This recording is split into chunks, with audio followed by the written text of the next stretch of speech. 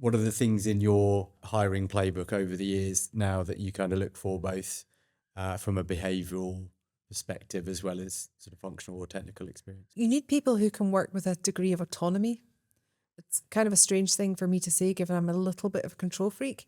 But you do actually need people who are confident in their technical skills, but are also confident in engaging with the organisation.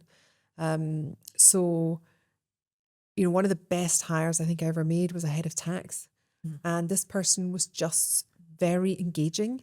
They were technically capable. When we interviewed, there were lots of very technically capable people, but this person knew her stuff and understood how to translate it to the business and was prepared to stand for it and prepared to go out and talk to people about it. And she was prepared to be autonomous. And just, you know, she didn't wait for me to say, why aren't you talking to this country? Why aren't, you know, do you know what's going on here? She would be proactively going out and saying, this is my responsibility. I can do this autonomously. Yes, she'll engage with me, but she doesn't need to sit and wait for instruction. So I think that's kind of one of the really important things that I look for.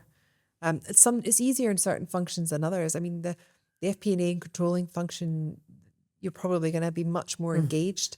Tax, treasury, maybe accounting, depends what other, maybe procurement. You might not, you might be happier with much more autonomy because you just don't need to be in it in such a level of detail.